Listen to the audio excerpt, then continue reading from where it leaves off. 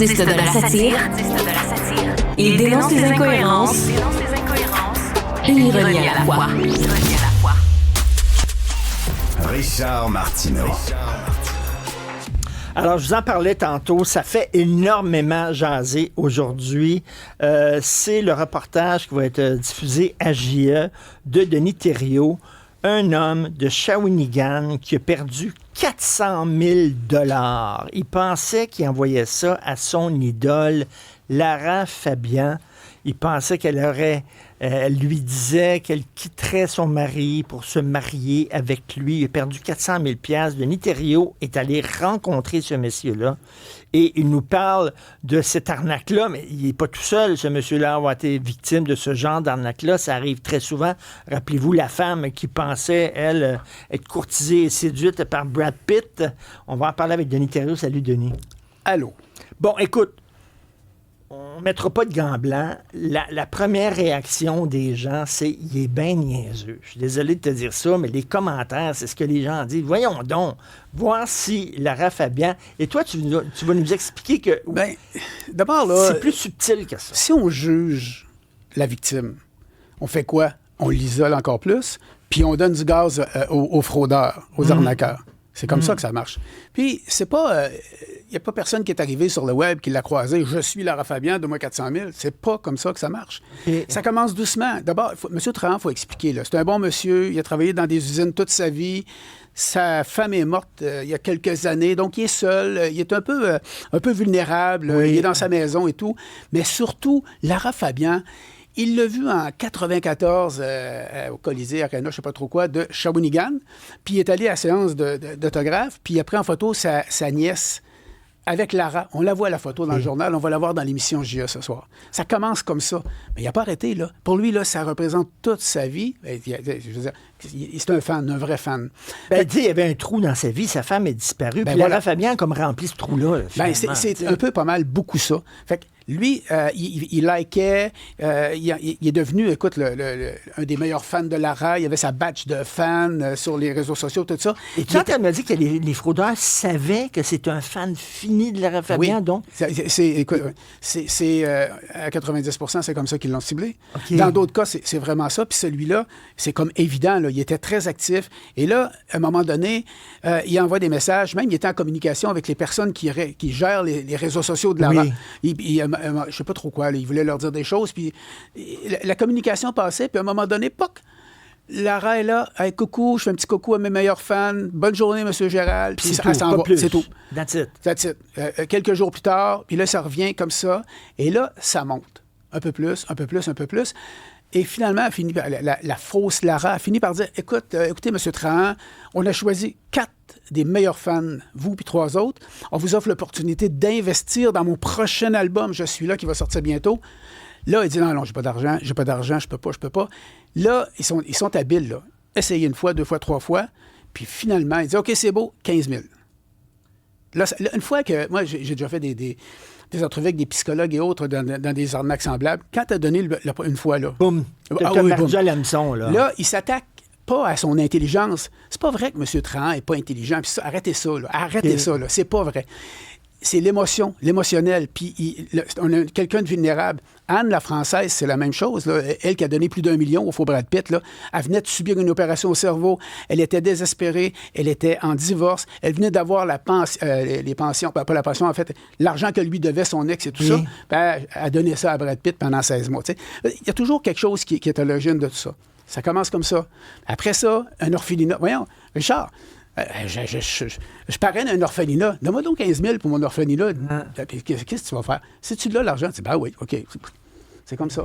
Puis tu sais, j'ai une relation avec Lara Fabian. Oui, puis là, ça. on jase, puis tu sais, mais ça revient, puis c'est très habile. Mais ces gens-là sont extrêmement intelligents. Les fraudeurs. Ils sont très intelligents. Ils utilisent l'intelligence artificielle en plus. Il y a un spécialiste qui nous dit ce soir, maintenant, avec les robots conversationnels, tu peux entretenir 1000 discussions avec des victimes en même temps. Tout est programmé, toutes les options. Tu dis ça, il répond ça, tu dis ça, il répond... Tout est... Puis là, quand ça devient... Là, il n'y a pas nécessairement quelqu'un derrière un clavier. Oui. Il y en a. Le gars, il va embarquer à un moment donné, là, quand ça devient payant, là, puis tu veux prendre les bonnes décisions. Un arnaqueur peut mener 3, 4, 5 discussions en même temps, sans problème. Puis ils sont patients. Oui. C'est ça? Fait que là, comme je te disais, la technique, là, ce sont des manipulations psychologiques que connaissent les psychologues, qu'utilisent certaines personnes dans la publicité et autres. Ça revient tout à la même chose, ça, et c'est très efficace. Et de cette façon-là, ils resserrent alentour. Là, ils établissent un lien de confiance, ils isolent la victime, ils mettent de la pression et ils exploitent leur vulnérabilité. C'est un fan fini de Lara.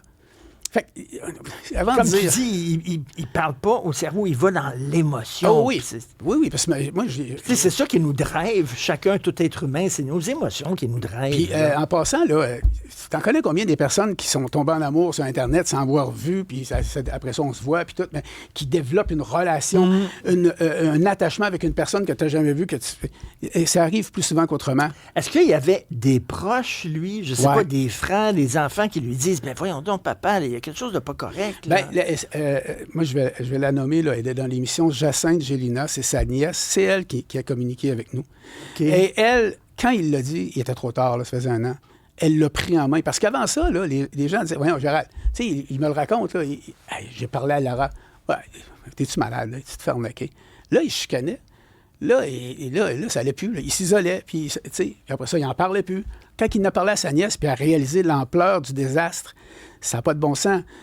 Ça a monté à 400 000 $. On dit, on ne donne pas dans le fin détail, mais essentiellement, la maison était payée, il l'a hypothéquée. Il a vidé ses CELI, ses REER et tout le kit. Après ça, puis en passant, là, si tu décides de sortir 50 000 d'un REER, là, l'impôt va te ramasser pas longtemps après. Hein, ça fait partie de l'équation, ça. Donc, heureusement, il y a une pension du travailleur, il y a les pensions gouvernementales, il peut s'en sortir, mais lundi, là, ça, on n'en parle pas dans l'émission, là, lundi là, de cette semaine, là, il est allé chez le notaire pour la vente de sa maison. Ça devenait concret. OK. Écoute, Et j'imagine, il était comme il était avec sa sœur. Hein? Ben, c'est que là, il n'y a plus rien. Il n'y a plus rien. Imagine un peu d'un coup sec, pouf. Toi, Denis, tu tissé des liens avec ce gars-là là, oui. au fil de ton reportage. Je suis en communication avec lui, avec Jacinthe, avec Valérie qui travaille avec Lara Fabian depuis juin à peu près. Tu as développé un lien empathique, là, tu comprends. C'est dur de... je comprends qu'on peut juger rapidement, puis je comprends ta réaction, c'est correct. Oui. Mais l'affaire, d'abord, il n'est pas tout seul dans sa gang. Hein. Il y en a beaucoup qui se font prendre comme ça parce qu'ils sont très, très, très habiles. OK, donc, hey, c'est beaucoup d'argent, là, 400 000, ça, c'en est un.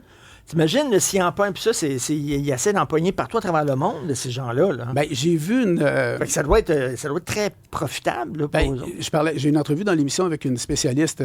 Elle intervient auprès des gens qui subissent ça. Puis elle a aidé des gens des filles qui se sont fait arnaquer par un Brad Pitt. Il y en a plein de ça, là. Tu sais, parce qu'à un moment donné...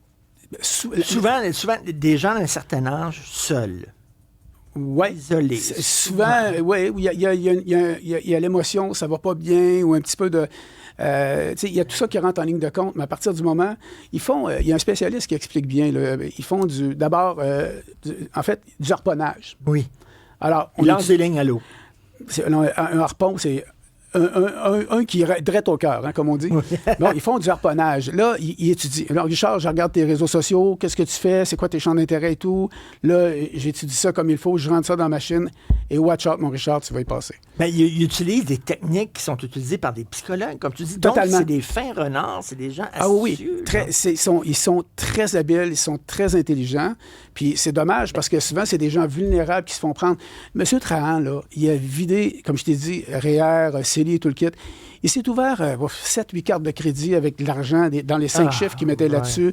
Il n'y a rien qu'il n'a pas fait. Il essayait d'envoyer. Puis ce qu'on soulève dans l'émission, là, puis qu'on ne le dira jamais assez, là, quand il arrive à la banque, là, puis que là, tu dis à la banque, on nomme pas la banque. Hein, on va passer un petit tour sur celle-là. Ça ne veut pas dire que ça va être tout le temps comme ça. Et qui dit à la banque, écoute, j'ai besoin de 15 000. Là, la madame de la banque, elle dit, oh, mais là, je te résume ça un peu rond, mais ouais, je sais que c'est pour une arnaque, mais je vais te le donner parce que tu le veux. Puis il donne, puis il s'en va, puis il vient de perdre 15 000 $, bing, boum, de même. Dans la prochaine demi-heure, c'est fini.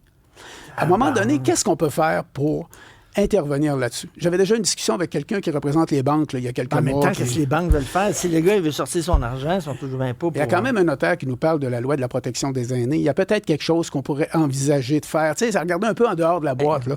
Il est en train de couler. Là. Hey, ça fait des dizaines puis des dizaines de milliers de dollars, puis il revient, puis ça part. Puis toi, tu le sais, puis tu lui donnes l'argent. Vas-y, mon Gérald. Ça marche pas. Là. Il y a quelque chose. Là. Mais ça, c'est des gens de l'extérieur, des gens d'ici, c'est des groupes organisés. Anne, la Française, là, c'est 3 Nigériens qui l'arnaquaient. OK. Il y a un gars en France, là, c'est un ancien fraudeur, il s'est recyclé, hacker éthique, là, ça veut dire, tu sais, il aide le monde, c'est bon. Puis il y a une compagnie, puis il aide tout ça, puis il a localisé les fraudeurs de Anne. J'ai communiqué avec lui, Marouane Ouarab, Find My Scammer. J'ai dit, écoute, j'ai parlé de M. Tran, je voulais qu'il m'explique la mécanique. Ben, je peux l'aider. Puis il s'est offert gratuitement parce qu'il charge pour ça. J'ai un rapport, là, je vais te le montrer quand il n'y aura pas de caméra, mais j'ai un rapport qu'il a fait. Il établit des liens avec les adresses courriel, réseaux sociaux, numéros de téléphone, tout ce qui a servi à arnaquer M. Trahan. Il a tout ramassé ça, les comptes de banque, il a suivi l'argent en crypto, tout le kit. Il a identifié 3 personnes. Alors, tu me poses la question, ils sont où? Je te le dis pas. Okay. Parce que la Sûreté du Québec nous a dit... Là, gardez-vous une petite gêne là-dessus. Ils sont où? Ils font quoi? Mais moi, je le sais. Est-ce qu'on a un extrait du reportage? On n'a pas d'extrait? OK, ben écoute, on va regarder ça, puis les gens qui, comme moi, jugent rapidement, en disant, voyons, non, ça n'a pas de bon sens, je pense qu'on va changer d'idée en regardant ce reportage-là. Écoute, très, très hâte de voir ça. C'est à 19h30? Oui, à 19h30 ce soir. 19h30 ce soir, ça fait beaucoup jaser. En finissant? Oui. Paris Match, puis 2-3 grands médias français ont repris notre histoire. C'est vrai? Oui, oui. Ah oui, bien c'est vrai que Lara Fabian, c'est une star internationale. Mais ce monsieur-là, actuellement, tu es encore en contact avec lui. Oui, il m'a texté tantôt. Est-ce qu'il va bien? Bien, moi, il est très reconnaissant pour le travail qu'on a fait. Puis j'ai obtenu la vidéo de Lara Fabian. Hein, moi, j'étais en communication, puis là, j'essayais... Tu étais en communication avec la gang de Lara Fabian? Oui, depuis le début. C'est frais, ça penserait un peu ses plaies si Mme Fabian... En fait, tout y a passé. Entrevue, discussion avec M. Trahan par FaceTime, tout y a passé. Puis finalement, Valérie a dit, on va t'envoyer une bande audio. J'ai dit, non, une vidéo au moins, là, que M. Trahan. Puis là, finalement, en fait, Lara revenait de spectacle en Turquie. Donc, très tard le soir, elle sort de l'avion, elle arrive chez elle à 2 h du matin, parce que là, ça pressait, nos deadlines étaient serrés. Elle nous a fait ça à 2 h du matin pour M. Trump, puis elle nous a envoyé ça. Et ça, on le voit dans l'émission. C'est vraiment, c'est sérieux, c'est touchant. C'est vraiment... Ben, bravo, Denis Thériault. Très, très hâte de voir ça. Merci beaucoup. Bonne journée. Salut.